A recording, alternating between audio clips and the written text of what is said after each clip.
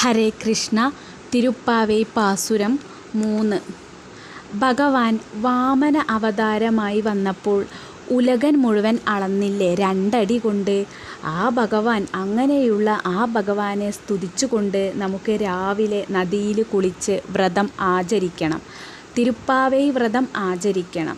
നമ്മൾ ഈ വ്രതം ആചരിച്ചാൽ ആ നാടിൻ്റെ മുഴുവൻ ദോഷം അകലും എന്നാണ് പറയുന്നത്. അതായത് യഥാസമയം മഴ പെയ്യും. മാസത്തിൽ 3 തവണയെങ്കിലും നല്ല സമൃദ്ധമായ മഴ പെയ്യുമ്പോൾ നല്ല വിളവുകൾ കിട്ടും. നാട്ടിൽ സമ്പൽ സമൃദ്ധിയുണ്ടാകും. ഫലഭൂയിഷ്ടമായിട്ടുള്ള പാടങ്ങൾ, മത്സ്യങ്ങൾ തുള്ളിക്കളിക്കുന്ന പുഴകൾ, പൂക്കളിൽ തേൻ കുടിച്ച് നടക്കുന്ന തേനീച്ചകൾ, ഇതൊക്കെ ഐശ്വര്യത്തിൻ്റെ അടയാളങ്ങളാണ്. ഇങ്ങനെയാകുമ്പോൾ പശുക്കൾക്ക് നല്ലവണ്ണം പച്ചപ്പുല്ല് കിട്ടുമ്പോൾ അവർ നല്ലവണ്ണം പാൽ ചുരത്തും. അങ്ങനെ പാത്രങ്ങളിലൊക്കെ നിറഞ്ഞ് കവിഞ്ഞ് പാല് ഇരിക്കുകയാണ്.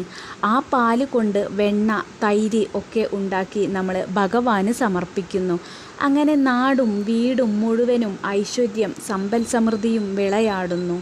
ആ നാട് ഒരു വൃന്ദാവനമായി മാറുമ്പോൾ, ഒരു വീട് നന്നാകുമ്പോൾ ആ നാട് തന്നെ നന്നായി വരും. ഹരേ കൃഷ്ണ.